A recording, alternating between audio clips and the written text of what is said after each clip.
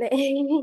어른이 되기 전에 꼭 한 번은 논어를 읽어라. 1권 이 학용이부터 시작하겠습니다. 책은 공자의 말을 제자들이 엮은 논어라는 책을 청소년들이나 어떤 이런 독자들을 위해서 쉽게 풀어 쓴 책이라고 볼 수 있는데, 이 책을 읽기 전에 자신이 논어에 대해 알고 있던 부분이나 이런 부분이 있었는지, 아니면 처음 이 책을 보고 알았는지, 하랑이. 나는 옛날에 그 Y라는 학습 만화가 있었는데 거기서 논어에 대한 한 책을 읽고 일단 논어에 대한 기본적인 지식은 알고 있었고 그리고 공자에 대해서도 대충 역사나 그런 걸 배우면서 그리고 대충 뭐 그런 유명한 사람이니까 그냥 주변에서 들리는 이야기로서 약간 배경 지식 정도로 알고 있었어. 네, 사실 저는 조금 웃기긴 한데, 이 뜻은 몰랐는데 한자는 본 적이 있었습니다. 뜻도 아는 것도 있었지만, 저도 약간 하랑이처럼 배경 지식으로 아는 것도 있었고, 동아리 시간에 이 한자를 쓰라고 해서 쓰긴 썼는데, 그거를 제가 뭐 의미를 부여하기보단 그냥 빨리 써야지 생각으로 아무 생각 없이 쓰다 보니까 이 한자 모두 써보긴 했지만 약간 아는 건 아닌 이런 정도의 어떤 배경 지식을 가지고 있었던 것 같습니다. 선생님은요?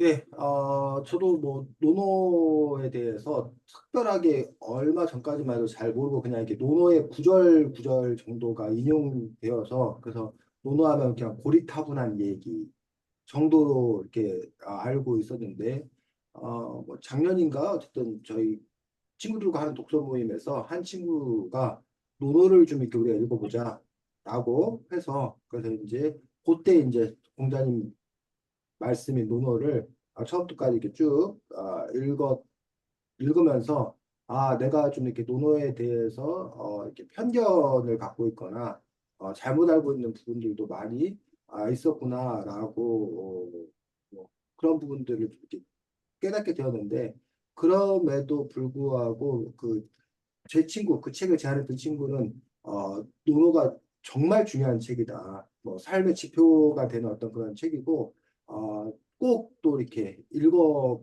봐야 되는 어떤 그런 책이다라고 얘기하는데 저는 뭐 그만큼의 감동이나 뭐 이런 거는 사실은 없는 그 정도였습니다.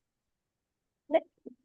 이 책이 60쪽 정도의 배움에 민첩하면 누구나 공자가 될 수 있다는 부분에서, 이 공자가 나는 태어날 때부터 지식이 있는 사람이 아니고 그저 공부하는 걸 즐기며 배우는데 부지런한 사람일 뿐이다라는 말을 통해서 이 책에서는 어 우리가 흔히 얘기하는 천재라고 얘기하며 타고난 재능이라고 치부하는 것은 자신에게 일종의 변명의 구실을 마련하는 셈이라고 말을 하는데, 이 그런 것에 대해서 어떻게 생각하는지 말해 주세요. 하랑.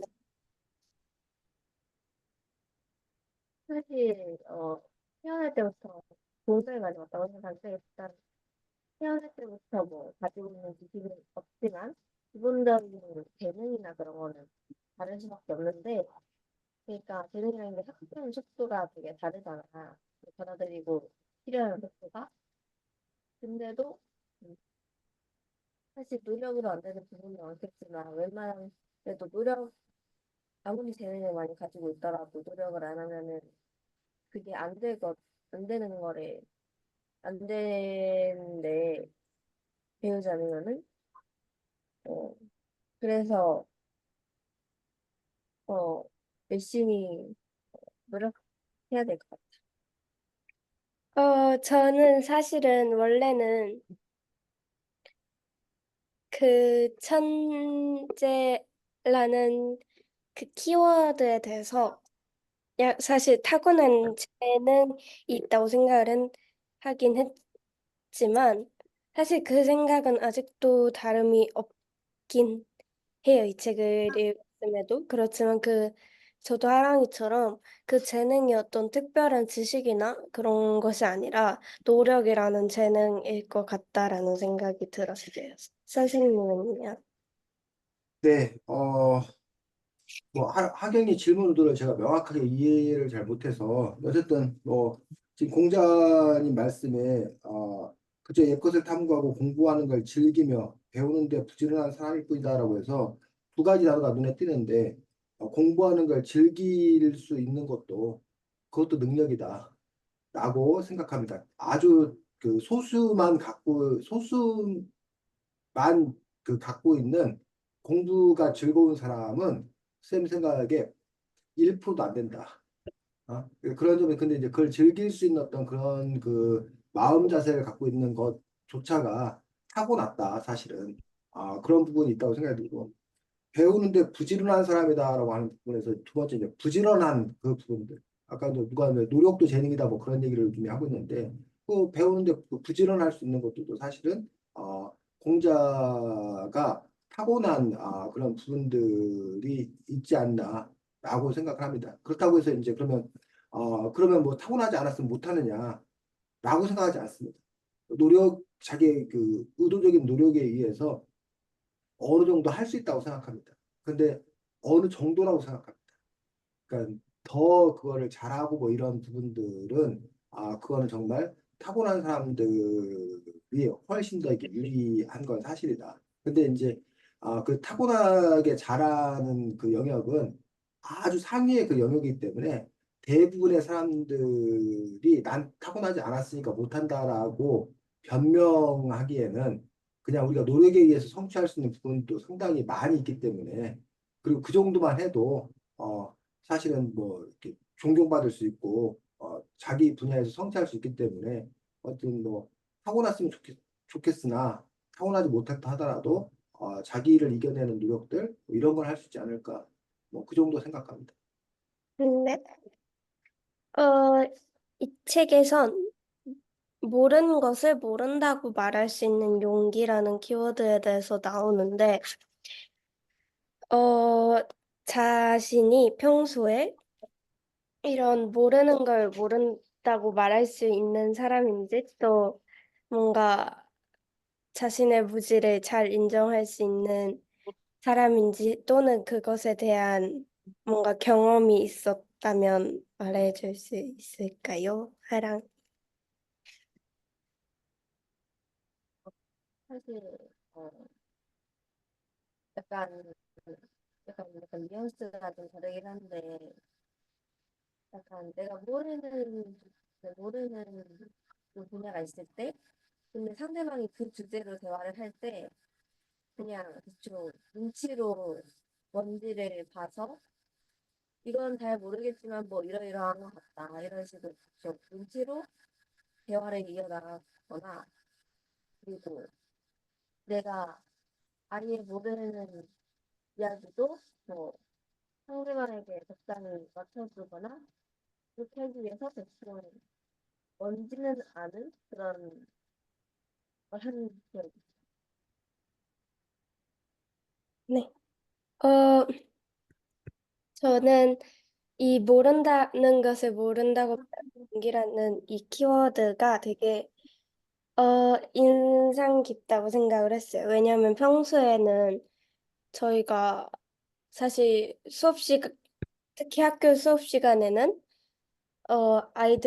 친구들이 몰라도 그냥 안다고 하고 넘어가는 경우가 대다수인데 사실 모르는 것을 모른다고 말해야 더 많은 정보를 배울 수 있고 더 자신을 채워가는 부분이지만 제 경험을 생각해봐도 제가 만약에 모르는 것이 있는데 수업 시간에 아무도 그것에 대해 질문을 안 한다면 제가 과연 그것을 질문을 할 수 있을까라는 생각을 해보면 되게 망설여질 것 같다는 생각이 들었어요. 그래서 어, 저를 더 채우고 더 많은 정보를 배우려면 모르는 것을 모른다고 인정할 수 있어야 되겠구나라는 생각을 이 챕터를 읽으면서 들었어요. 저 여기까지.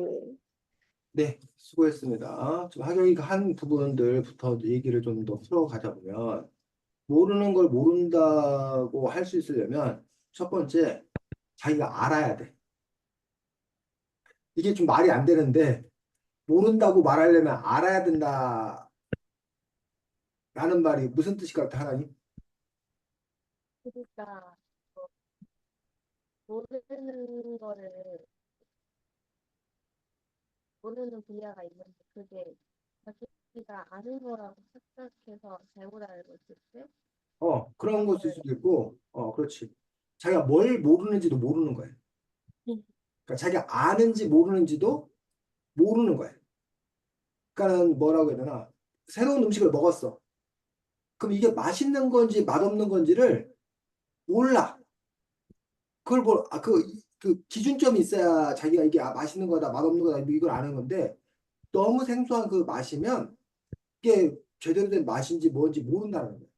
그래서 알아야, 내가 여기까지는 아는 거고, 내가 여기까지는 모르는 거구나. 라고. 그래서 이제, 아, 모르는 것을 모른다고 말할 수 있는 용기 32쪽입니다, 책.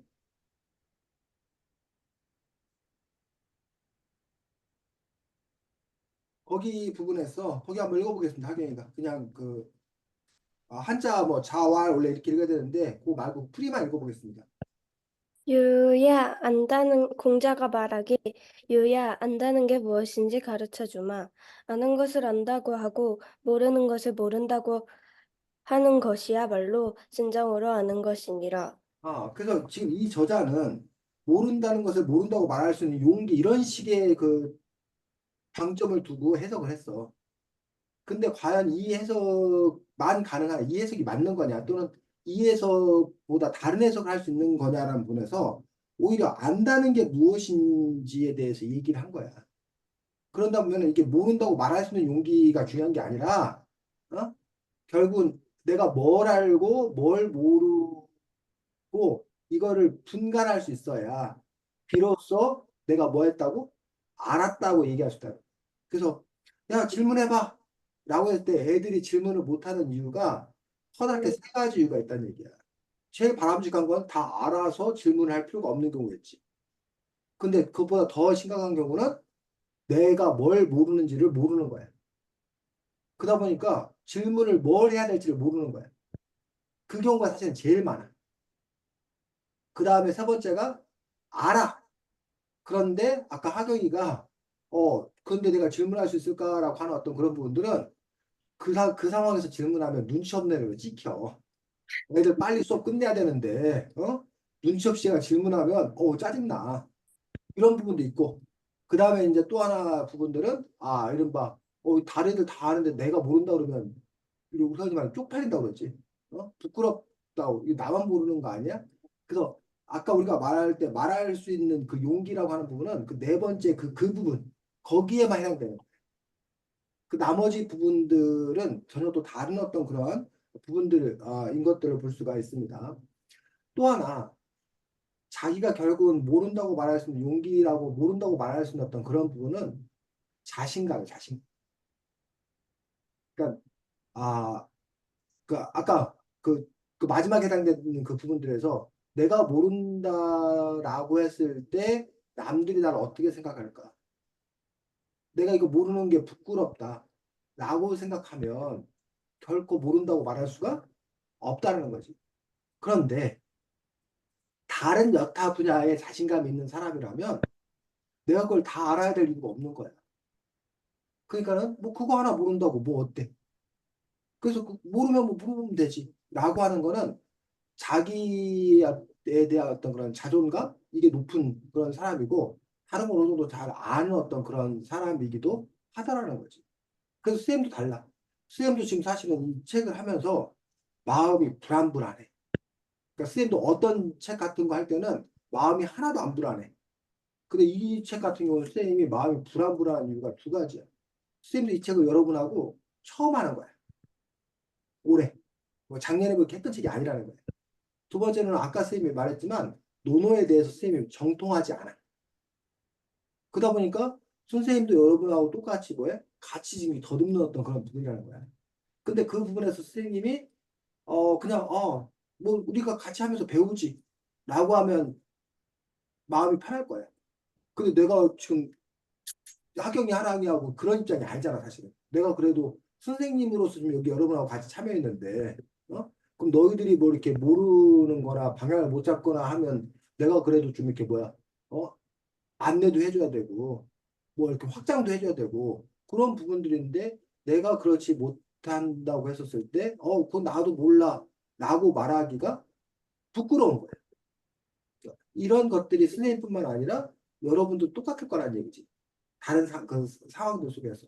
그래서 그런 점에서 여기서 지금 아는 것을 안다고 모르는 것을 모른다고 하는 것이야말로 진정으로 아는 것이다라고 하는 어떤 그런 부분에서 물론 이제 다르게도 여러 가지 해서 할 수 있겠으나 그 점에서 어쨌든 여러분들이들 하랑이나 하경이가 내가 어디까지를 알고 어디까지를 모르는지를 따져봐야 되는데 이게 말이 모순인 게 전체를 다 알아야 그래야 내가 여기까지 아는 거였구나. 내가 여기는 모르는 거고. 그래서 그런 얘기가 나오는 거야. 무식하면 용감하다. 그 얘기가 뭐야? 오히려 모르는 사람이 더 용감하게 뭔가를 어, 한다. 자기가 그걸 모를 때는 다 안다고 생각해. 조금 알고서 그걸 다 안다고 생각해갖고 막 얘기를 한단 말이야. 근데 나중에 전체를 다 알면 내가 알았던 게 너무나 뭐해? 일부분에 불과하고. 그 선생님이 지금도 너무 깜짝 놀라는 게 30년 정도 전에 선생님이 처음 이 일을 시작했을 때 칼럼을 썼어. 글쓰기 교육, 뭐 독서 교육에 대해서 막 칼럼을 썼어. 지금 생각하면 도대체 30년 전에 내가 뭘 한다고 그렇게 막 독서 교육, 글쓰기 교육에 대해서 막 칼럼을 쓰고 그랬나? 그리고 막 나와서 강의도 하고 막 그랬었어. 그때 그 용기, 그 무식했으니까 내가 정말 그렇게 했지. 지금 생각하면 정말 이렇게 너무 막 그 뭐야. 있을 수 없는 어떤 그런 일들이. 그런 지점들이 있는 것들도 볼 수가 있습니다. 자, 그 다음에 아까 이제 노노라고 하는 어떤 그런 부분을 얘기했는데, 노노라는 책 자체가 아까 하랑이가 Y책에서 봤으니까 확실히 알겠네. 노노라는 책은 어떤 책이야? 공자, 어? 공자의 말을 그렇지. 공자의 말씀을 훗날 제자들이 뭐 한 책? 기록한 책. 공자의 말을 잘 기억했다가 공자의 말을 기록하고 그걸 재편집한 어떤 그런 책이 논어야, 논어. 그래서 뭐 공자님이고 뭐 예수님이고 공통점이 부처님이고 소크라테스고 이런 사람들의 공통점이 뭐냐면 책을 안 썼어. 다 그냥 뭘로 한 거야? 말로만. 그래서 훗날 그 제자들이 기록한 거야. 그래서 여기 또 보면 자왈 이렇게 시작하잖아. 그 자왈의 그 자가 누군가요? 공자. 공자님 말씀하시기를 공자님 가라사대 이렇게 시작하는 것들인데 그래서 원래 이제 그 공자님 말씀을 재편집해서 모아놓은 그 책이 있다는 얘기야. 뭐 한자로 된 책이겠지. 근데 이제 한자로 된 책을 그대로 풀이만 해놓은 책. 즉 여기서 말하면 우리 앞에 있는 여기 부분이지. 요 부분만 모아놓은 그런 책이 있어. 우리가 이제 그 논어 책은 원래 뭐 그거만 보는 거죠 원래. 뭐 자활 뭐 이렇게 하면서 그 풀어놓은 것만. 그래서 그것도 이제 우리가 원래 한자를 우리가 익혔으면 중국어를 익혔으면 한글 풀이를 안 보고 한자를 바로 읽고서 여러 개 받아들이면 되겠지. 제일 높은 단계가. 근데 우리가 한자를 잘 모르니까 한자를 누군가가 뭐 해놓은 거? 풀이해놓은 거. 우리가 그걸 직접 그냥 풀어놓은 거. 이런 상태로 보는 거야. 근데 그 상태만 봐갖고는 사실은 앞뒤 맥락이라는 걸 모르기 때문에 그게 무슨 의미인지 잘 모르는 경우가 있어. 그러다 보니까 그거를 이른바 의역이라고 그러는데 풀어서 놓은 게 있어. 이 말이 어떤 배경하에서 나왔는지 풀어서 설명해 주는 책이 있어. 선생님이 봤다는 책이 그 책이야. 풀어 설명해 주는 책까지 봤어. 근데 이 풀어 설명해 주는 게 사람들마다 조금씩 뭐해? 달라. 그 해석이. 그 다음 단계 책이 뭐가 있냐면 그걸 풀어서 해석해 놓은 게 아니라 그걸 풀어서 해석한 다음에 그것이 어떠한 의미가 있는지를 확장해서 적용해서 해석해 놓은 그런 책들이 있어요. 그리고 이 책은 그 책들을 중에서 이 편집자가 이 역근이가 필요한 것만 골라서 뽑아가지고 재구성해서 쓰는 책이 있어요. 지금 이 책은 거기에 해당되는 책이에요. 그래서 여기 보면 어른이 되기 전에 꼭 한번 논어를 읽어라 해서 청소년을 위한 논어 해가지고 논어 전체 중에서 청소년들에게 의미 있을 만한 유익할 만한 그런 구절만 뽑아서 그 구절을 설명해주고 그 구절이 갖는 오늘날의 의미를 이 저자인 판덕이 자신의 배경 지식을 덧붙여서 써놓은 그런 책이랍니다.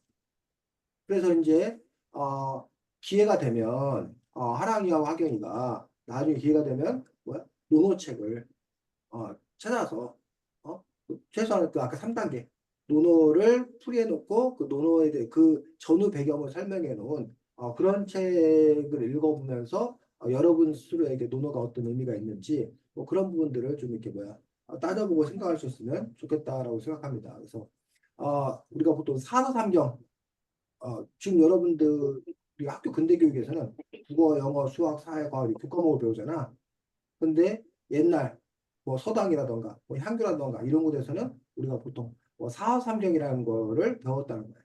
또 논어, 맹자가 쓴 맹자, 그다음에 뭐 대학, 중용 뭐 이렇게 해서 사서라고 해서 그런 책, 그다음에 시경, 뭐 서경, 역경 뭐 해가지고 그런 책들을 기본 텍스트로 해서 공부했던 그런 부분들을 볼 수 있는데 어쨌든 하랑이하고 하경이가 한국 사람으로서 한국에 산다는 이유만으로 우리는 기본적으로 공자님 말씀을 기본 베이스에 깔고 살고 있는 우리는 유교 사상이 기본적인 바탕이 이렇게 있는 거기 때문에 뭐 그런 점에서 이제 어쨌든 유교가 우리들에게 어떤 의미가 있는지 공자님의 말씀이 우리에게 어떤 의미가 있는지 해서 아, 두 가지 견해가 있어.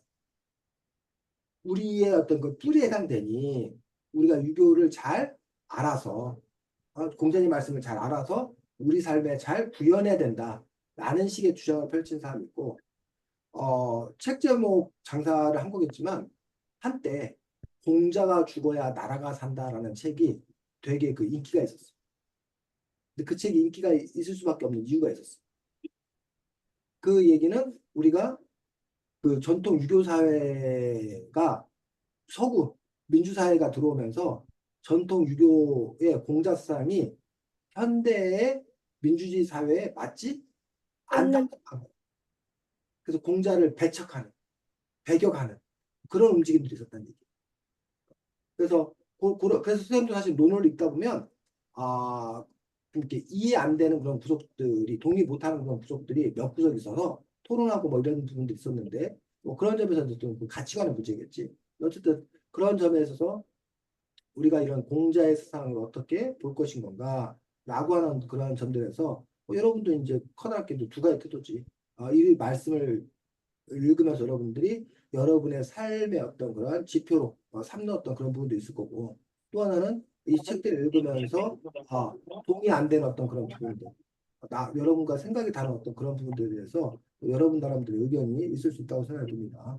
자, 하랑이는 이 여러 챕터들 중에서 제일 하랑이가 그 뭐야 눈에 들어왔던 대목 아니면 혹은 이해가 안 됐던 대목 있으면 하랑이는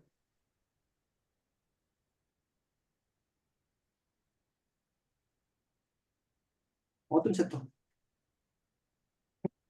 혜성이가 말했는데 어, 노력 그러니까 배워야지 어, 그런 배움에 민첩하면 누구나 공자가 될 수 있다. 그거 아까 했던 거? 그 얘기? 그럼 그 얘기 좀 더 하겠습니다. 60쪽.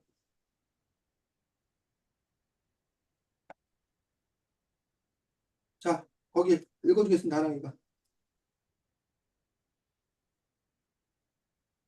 공자가 말하기를. 어디부터 공자가 60쪽. 말하기 어? 공자가 말하기 음. 나는 태어날 수 있는 사람이 아니다. 저도 연꽃을 참고로 공부하는 것이 되기로 되었는데 둘째가는 사랑을 씁니다. 라고 이야기하고 있습니다. 그래서 어, 천재라고 하는 애당초 타고날 때부터 잘했던 그런 사람들이 있고, 뭐 그 부분들에 대해서 그렇지 않고, 나중 우리 흔히 말하는 그 노력파라고 하는 어떤 그런 부분들이 있는데, 뭐 본인 스스로를 천재라고 얘기하는 사람들이 사실 거의 없어.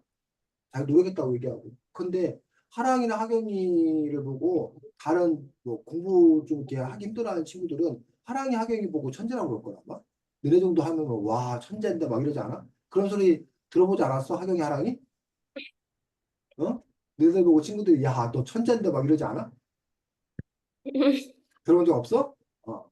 근데 그 천재라는 말이 아, 두 가지 의미가 있어. 우리 하경이가 이해하는 천재는 뭐야? 하경이가 생각하는 천재라. 뭐 누굴 보고 천재라고 해, 하경이?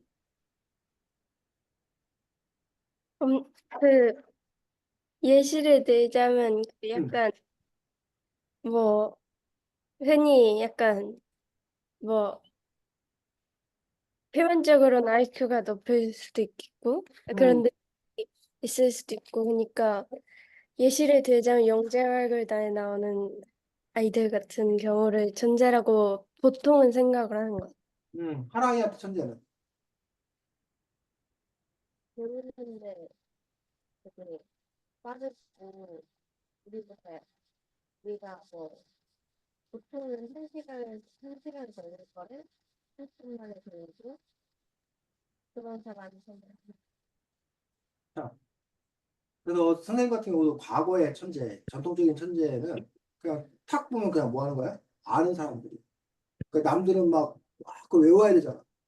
근데 그 애는 그냥 한번 쓱 보면서 그냥 금방 암기력이 일단 기본적으로 뛰어나. 그다음에 뭐 계산 뭐 이런 것들도 막 숫자 막 불러주는데 그냥 머릿속에 툭 계산이 돼가지고 탁 답을 얘기를 해. 그런 사람 보고 와, 쟤 뭐다? 천재다. 아까 누가 말했는데 IQ가 뭐 180이다, 뭐 200이다, 뭐 이런 그 분에서 지능 지수가 뛰어난 사람. 우리가 이런 사람들을 보통 천재다라고. 얘기해요. 그런데 오늘날 말하는 천재는 좀 달라. 오늘날 말하는 천재는 지금 조금 아까 말했던 그런 측면도 있지만 사실은 어, 혁명적 발상을 할 수 있는 사람.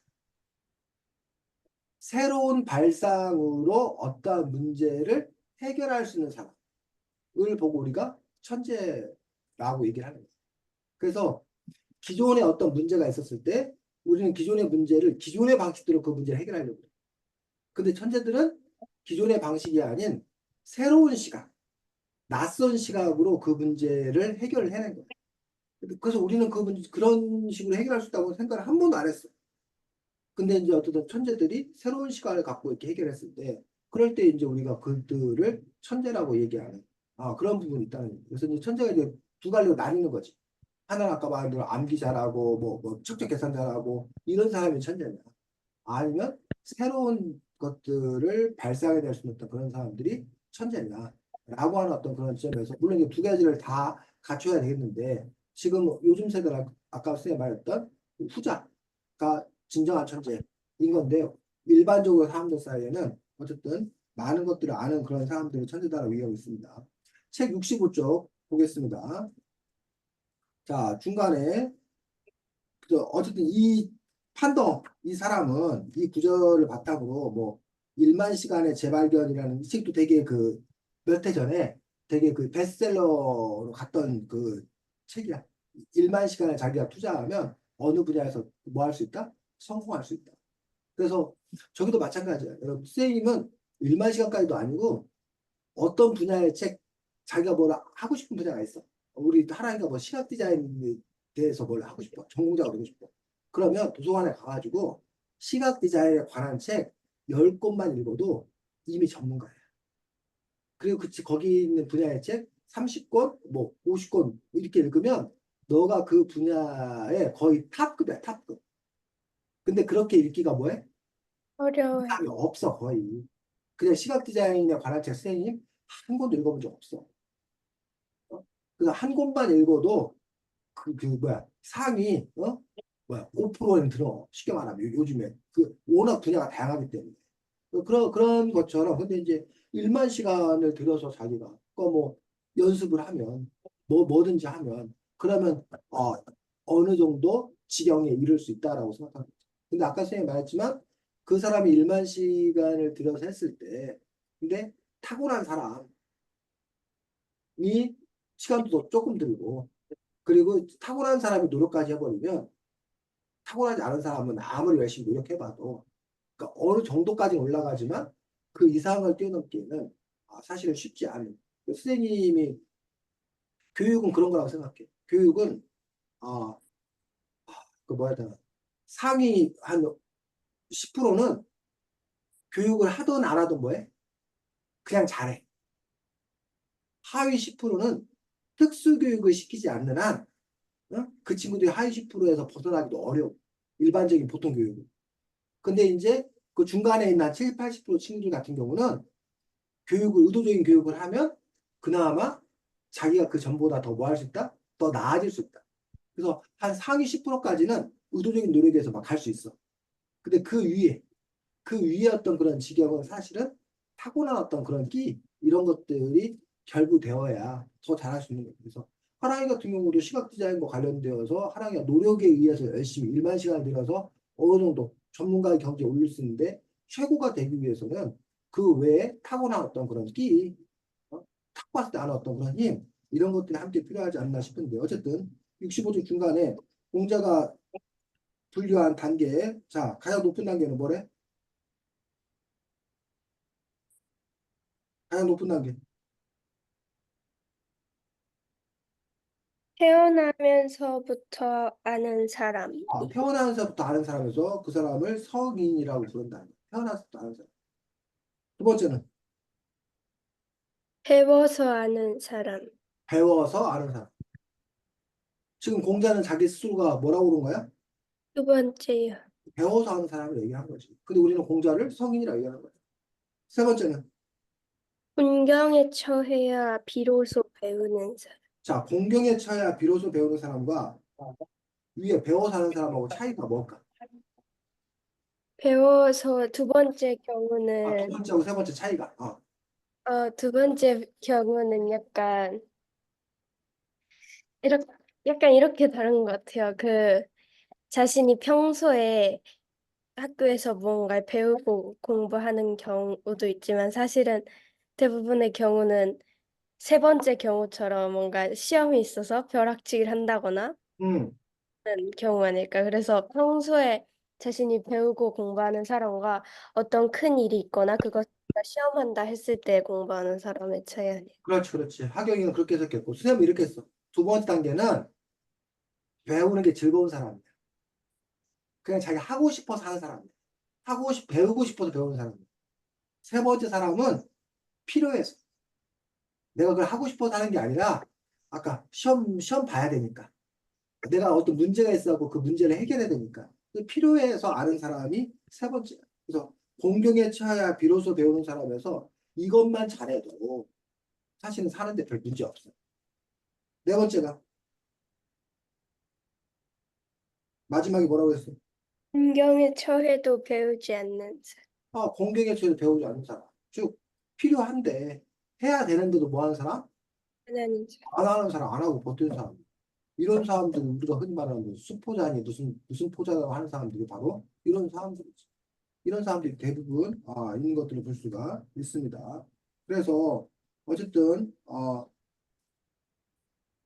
이 책을 통해서 그 공자가 공자는 왜 이렇게 말할까? 왜 타고나야 된다 이렇게 말하지 않고 공자가 공부하는 걸 즐기며 배우는데 부지런한 사람이면 나처럼 될 수 있다라고 말한 이유가 뭘까?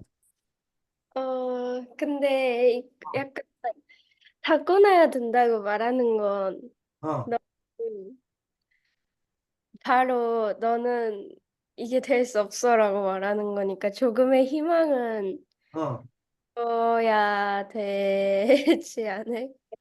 음, 하랑이 공자님 왜 이렇게 말씀하셨어? 그래서 아무리 내가 머리가 좋아도, 그리고 내가 아무리 머리가 나빠도, 공부를 해서 노력을 해야지만 그거를 내가 나아질 수 있다. 자, 우리가 이걸 여러 가지로 해석할 수 있는데, 그냥, 그러니까, 선생님이 지금 뭐 답을 얘기하는 게 아니야. 다양한 우리 가능성을 한번 열어놓고 생각을 해보자는 것들이, 공자는 교육을 통해서 세상을 바꾸려고 했던 사람이야. 근데, 타고난 사람만 할 수 있다고 그러면 말이 안 되는 거잖아. 이해가? 네. 자, 그리고 이거 자체가 공자의 진정한, 이게 진실일 수 있는 거야, 진실. 공자가 생각하기에 진짜 진리기 때문에, 진짜 그렇기 때문에 그럴 수 있는 거지. 또는, 오늘날로 말하면, 공자는 학원 선생님이야, 쉽게 말하면. 그런 거잖아. 자기 스쿨 열었는데, 여러분도 마찬가지잖아. 학원 선생님이, 어? 뭐라고 그래? 애들한테, 야, 이거는요, 태어날 때부터 잘해야 하는 거지. 배운다고 되는 게 아니에요. 라고 하면 누가 배우겠어요? 어? 그런 점에서, 어쨌든 사람들에게, 야, 너도 할 수 있어. 그러니 해. 이런 것들이 기본적으로 할 수는 없던 그런 부분들이지 않나. 라는 거지. 그래서 이제 어쨌든 그 부분에 있어서 아까 절망을 주지 않냐고 희망을 주기 위해서 그렇게 이야기하고 있다라고 봅니다. 그래서 어쨌든 선생님이 아까 처음에 얘기했던 그 부분에서 공부하는 걸 즐기며 배우는데 부지런한 사람이 있는데 즐긴다, 부지런하다, 부지런하다라고 하는 어떤 그런 부분. 그래서 아, 과거하고 달리 이제 요즘 사람들의 생각이 달라진 것들이 뭐냐면 어, 노력하면 된다. 근데 왜 너는 뭐 하지 않니? 노력하지 않니? 그러니까 너는 혼나야 돼. 요게 이제 기본 구조였어. 또 하나 그 구조는 또 뭐였냐면 노력하면 할 수 있는데 네가 노력하지 않았어. 그러니 그 결과에 대해서 누가 책임져야 돼? 네가 책임져. 라고. 성공한 사람은 노력해서 성공했고 실패한 사람은 노력하지 않아서 실패했고. 그러니 그 차이가 나는 거. 성과에 대해서 분배를 달리하는 것들에 대해서 차등 분배하는 게 그게 오히려 뭐한 거다? 공정한 거다. 라는 그런 그 프레임이 지금 현재 우리의 프레임이에요. 현재 우리가 살고 있는 사회를 이루고 있는 기본 구조야. 공부 열심히 해서 100점 맞고 너 공부 열심히 안 했잖아. 그러니까 너는 20점 맞았고 100점 맞고 20점 맞으면 어떻게 똑같아 해줘. 100점 맞으니 칭찬해주고 20점 맞으니 욕하고 그 100점 맞으니 좋은 직업 갖고 20점 맞으니 저임금에 뭐 더럽게 힘든 일 하고 이게 이제 우리 사회를 이루는 기본 구조잖아. 그런데 최근 들어서 논의하는 것들 중에 하나가 바로 뭐도 노력하는 것 자체도 그게 뭐다는 거야? 재능에 속하는 어떤 그런 부분이다. 능력에 속하는 그런 부분이다. 그러니까 이 사람은 타고나기를 노력하기가 힘든, 집중하기가 힘든 사람으로 태어났다. 근데 이 사람이 그걸 노력하지 못한다고 해서 저 성과를 못 낸다고 해서 이 사람에게 너는 그러니까는 하층의 삶을 살아라 라고 얘기하는 게 과연 뭐한가? 정당한가? 이런 부분에 대해서 문제를 제기하는 사람들이 생겨나기 시작했다는 어떻게 생각해 하겠니? 그런 그 사람들의 주장에 대해서 음, 어,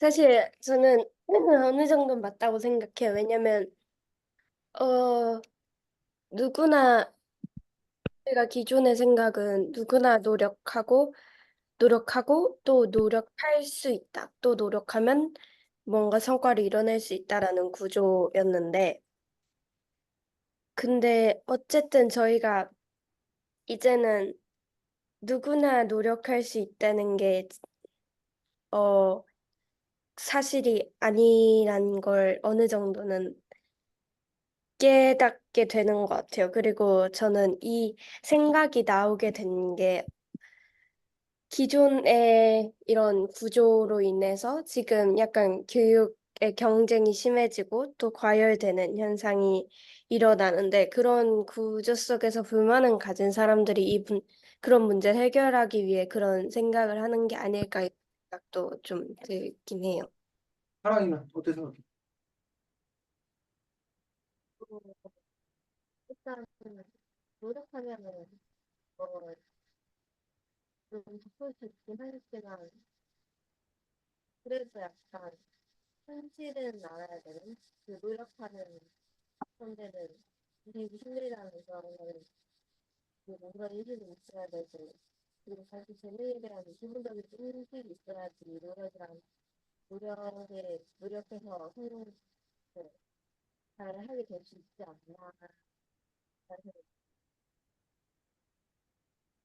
자, 그런데 이제 문제는 노력하면 된다라는 어떤 그런 신화 속에서 그거의 문제는 노력해도 안 되는 사람들이 상처받고 그들을 개인의 문제로 낙인 찍고 이런 문제가 있어. 근데 노력도 재능이다. 노력해서 안 되는 사람도 있지 않냐. 라는 이야기가 만약에 뭐가 되면 그 기본 그 사람들 사이에 기본 합의 사항이 되면 그러면 좋아지는 점도 있겠지. 노력해도 안 되는 그런 사람들이 상처받을 일이 없어지니까 그 문제는 해결되겠지. 근데 다른 문제가 발생하지 않을까? 음. 어떤 문제가 발생할까? 사랑이. 노력도 재능이다. 노력하는 것도 그 사람이 타고났기 때문에 하는 거지. 그러니까 노력도 모든 사람에게 이렇게 강요하고 요구해서는 안 된다. 라는 식의 어떤 그런 기준을, 어? 적용시키면, 그런 모든 문제 해결될까? 그러면은 노력을 더 안 하려고 하면 노력은 재능이 없다고 노력하지 않는 건 하경이. 저도 약간 두 가지 경우가 있을 것 같아요. 첫 번째는 일단 옛날에는 이제 노력을 하지 않는다고 구박을 했다면 이제는 노력이란 재능이 없다라는 것으로 뭔가 노력이란 재능이 없다고 판단되는 사람을 아예 포기해버린다거나 아니면 아예 뭔가 할 기회조차 주지 않는다거나 이런 것도 있을 것 같고 두 번째는 또 저희가 흔히 말하는 것처럼 산재라는 키워드가 노력에도 등장을 해서 결국 또 선망의 대상을 만들어내고 그것을 선, 선망하고 따라가려고 할 것 같아요.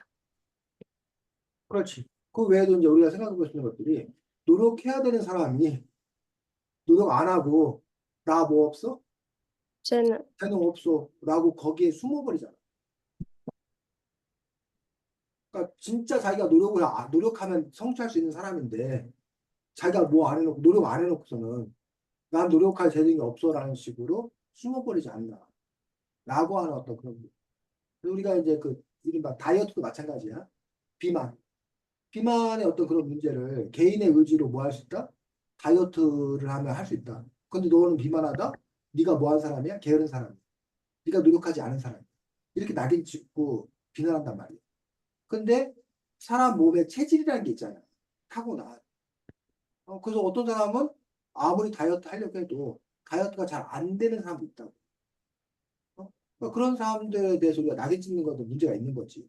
근데 그걸 인정한다고 해서 사실은 다이어트가 가능한 사람도 있어, 노력하면, 자기가. 근데 그 사람들이 쉽게 뭐 해버린다는 거야? 빠버려. 포기해버려요. 그러고 나서 저기 한다는 거죠. 그런 점에 봤을 때 그러면 이런 문제를 그럼 어떻게 해결할 수 있을 건가?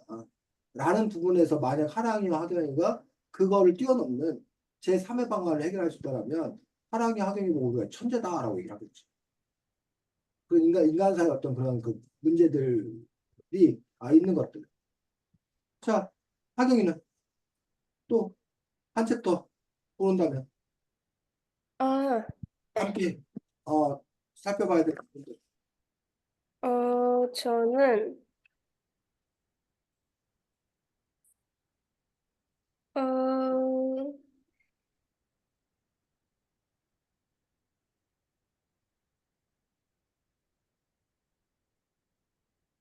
저는 인상 깊었던 거는 그 153 정도의 음. 실수를 만천하에 드러내라라는 챕터가 되게 인상 깊었어요. 자, 그거 읽어보겠습니다. 공자가 말하길. 공자가 말하길 이제 끝이로구나. 잘못을 깨닫고 스스로 자신의 마음을 꾸짖은 사람을 보지 못하겠으니. 자, 그래서 이제 요 부분에 대해서 요게 이제 원래 논어에 나오는 구절인 거지. 그 뜻풀이 해놨고. 자, 그러고 나서 이제 154쪽 보면 이 대화의 그 맥락들을 설명해 주고 있어. 자, 거기 한번 읽어보겠습니다. 넷째 줄. 이 대화가 이뤄진 배경을 한번 상상해 볼까요? 누군가 공자 앞에서 저는 자아 비판을 굉장히 잘하는 사람입니다. 라고 허풍을 떨었을 겁니다. 이에 공자는 나는 그런 사람을 본 적이 없다. 라고 대답한 것이지요. 면전에 대고 그런 말을 한 게 다소 가혹하다고 생각되지 않나요? 게다가 여러분이나 저나 종종 자기 반성이나 자아 비판, 자책을 하잖아요. 그렇다면 공자는 왜 이런 탄식을 늘어놓았을까요? 공자는 단순히 자신의 잘못을 알고 있다고 해서 모든 일이 해결됨은 아님을 이야기하고 싶었습니다. 잘못을 인정하는 데도 단계가 있습니다. 자, 거기까지. 그래서 지금 요 부분이 뭐냐면 이 그 상황, 사실은 여기 앞에 있는 이제 끝이로구나. 잘못을 깨닫고 스스로 자신의 마음을 꾸짖는 사람을 보지 못하겠으니 누구만 봐갖고는 우리가 무슨 말인지를 모른다는 거야. 그 점에서 이제 요 앞뒤 맥락, 그 상황이 되는 것들을 설명해 주는 부분이 한 부분 있었어. 그거 나서 이제 그 다음에 요거에 대해서 깊이 있는 해설하는 그런 부분들이 있었는데, 자, 그래서 지금 말한 대로 잘못 인정한 단계에서 첫 번째 단계, 뭐래? 아주 낮은 수준의 아, 대. 그 낮은 수준 단계가 뭐냐고. 낮은 수준은 어떻다는 거야? 아니야, 이제 자기 반성이나 이제 돌아보지 않아서 자기 그 잘못을 모르는 거. 그래서 아, 남을 탓하게 되는 것. 그렇지. 그 잘못을 저질러 놓고도 자기가 잘못했다고 생각 안 하는 거야. 남 탓, 뭐 날씨 탓, 환경 탓, 이런 탓을 하는 게 제일 낮은 단계라고 했어. 자, 두 번째 단계는 자기 잘못을 인지하고 알고는 있지만 그것을 이제 인정하지 않는. 속으로는 아, 이거 어떻게. 근데 겉으로는 그거 내가 한 거 아닙니다. 아니면 겉으로는 인정 안 해. 왜냐하면 만약에 자기가 그걸 인정하면 부끄럽기도 하고 그것보다 더 큰 문제는 책임져야 돼. 그래갖고 우리가 가끔 그래. 야, 사과해. 사과하면 될 일을 왜 사과를 안 해? 라고 하는데 그 사람이 사과하잖아? 그럼 사과해서 끝나지 않아. 사과했으면 그 다음에 뭐 해야 돼? 그에 합당한 조치를 취해야 된다고 얘기해. 그래가지고 아, 여러분이 나중에 혹시 그런 일이 없어야 되는데 교통사고 나잖아? 그러면 어우 죄송합니다. 제가 미안합니다. 제가 잘못했습니다. 라는 얘기를 함부로 해서는 안 된다는 거야. 왜? 왜 접촉사고 났을 때 왜 그런 얘기를 함부로 하면 안 돼?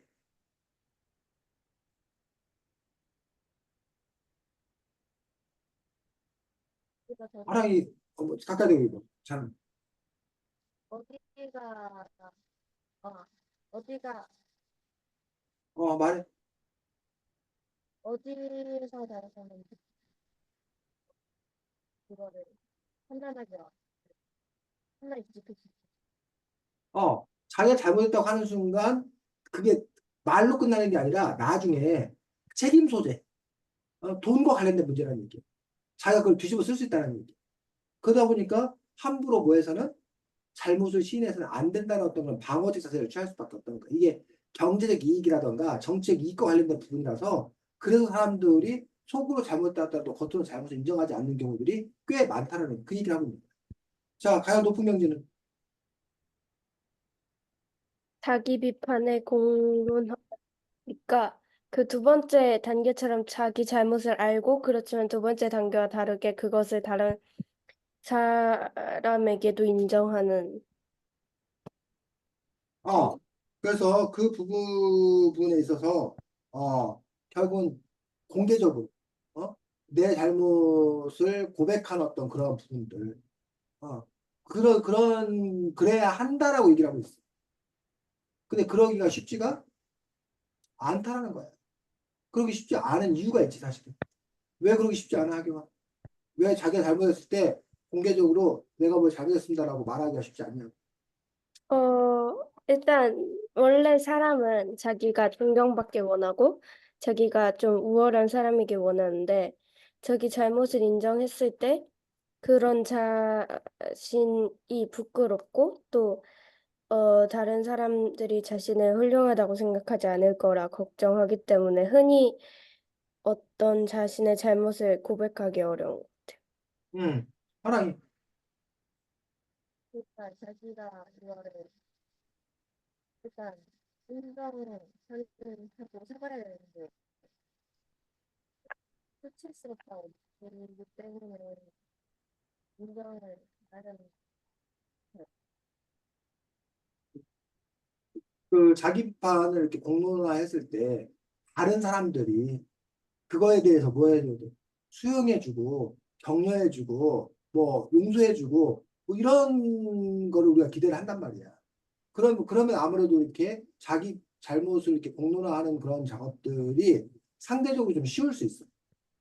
근데 내가 내 잘못을 공론화하는 순간 아까 말한 대로 책임 온팡 다 뒤집어 쓰고 사람들이 막 손가락질하고 심지어는 떠넘기기까지 내가 잘못하지 않은 것까지 다 뒤집어 씌워.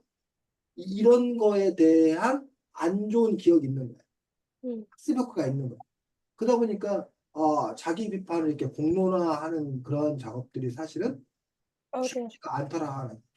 그래서 한 개인이 노력을 해야 되는 부분도 있지만 근데 내 스스로가 내 잘못한 거에 대해서 이렇게 드러낼 수 있는 어떤 그런 용기 이런 것도 필요하지만 동시에 사회적 분위기 그 사회가 그 사람이 잘못한 거에 대해서 그것만큼만 책임을 잘못한 것만큼만 책임을 묻는 그리고 그것들에 대해서 어쨌든 뭐 용서해주는 그런 시스템이 함께 갖춰져야 된다.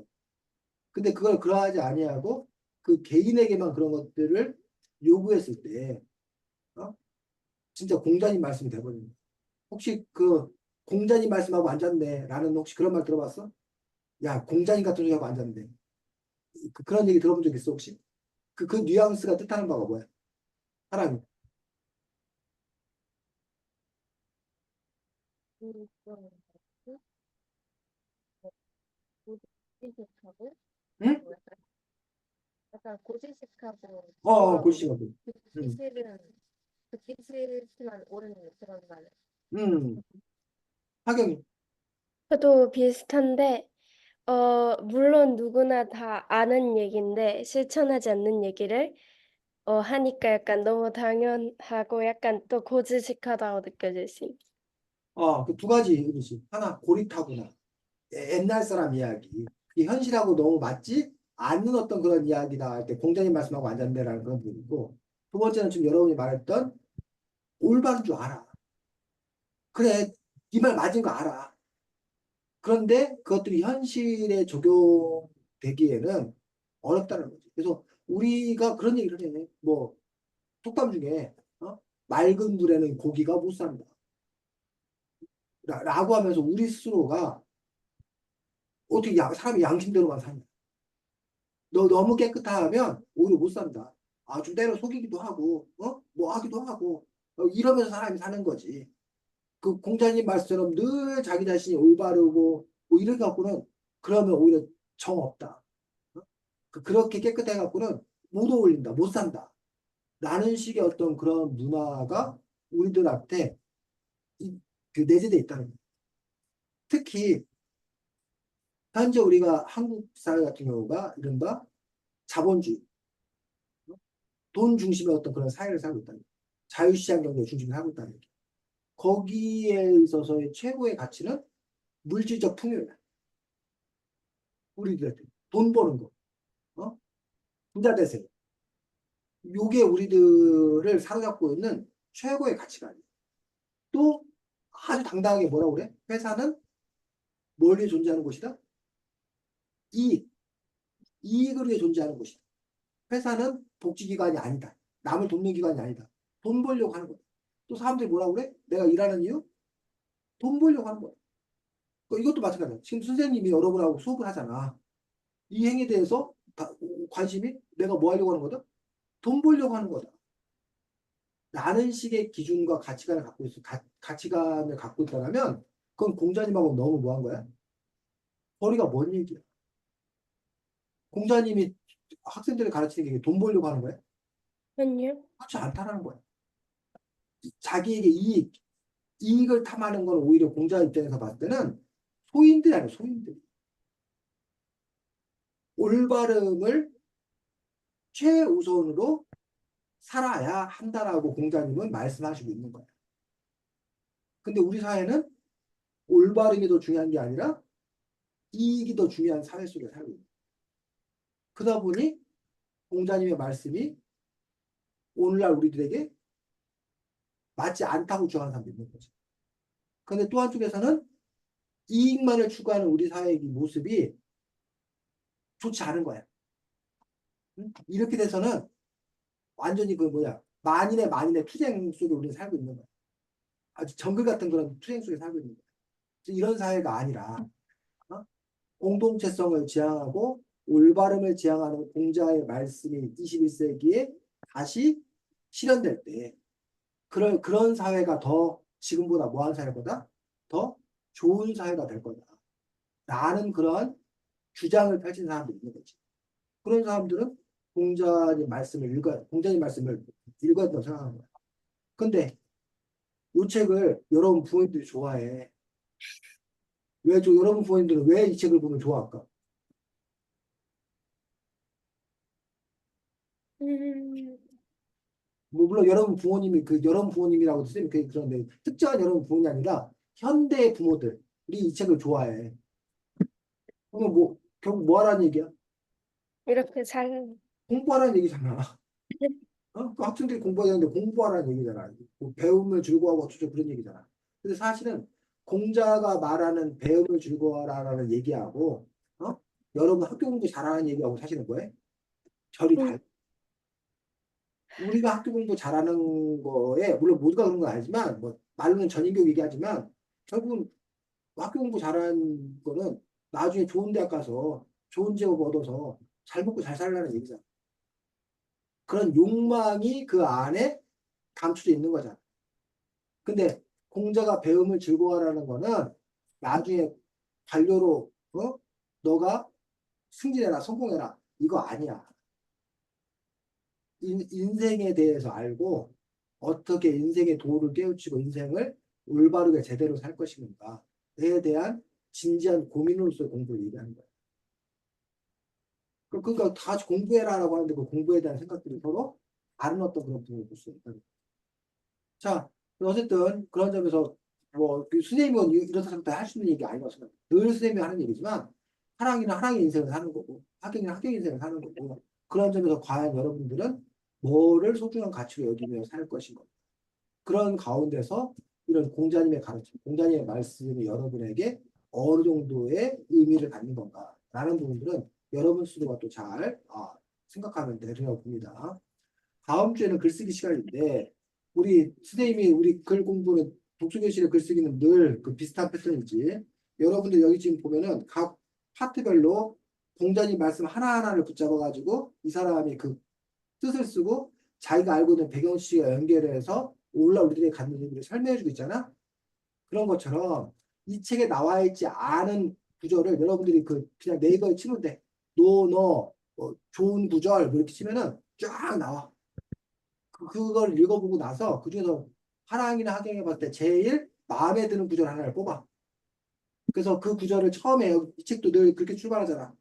처음에 뭐 자와라 어쩌고 이렇게 출발하잖아. 그 단어를 그 문장을 소개를 해. 뜻풀이해. 그 나서 그거에 대해서 조사를 여러분 좀 해서 그 말이 나온 상황을 여러분이 알려줘.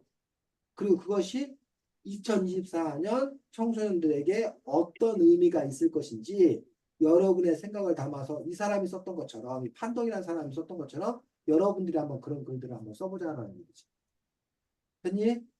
네, 질문 없어요. 없고 사랑이 됐고 자 수고 많았고 다음 주에 여러분 글쓰기 한거 가지고 만날 수 있도록 하겠습니다. 잘 지내시기 바랍니다. 안녕.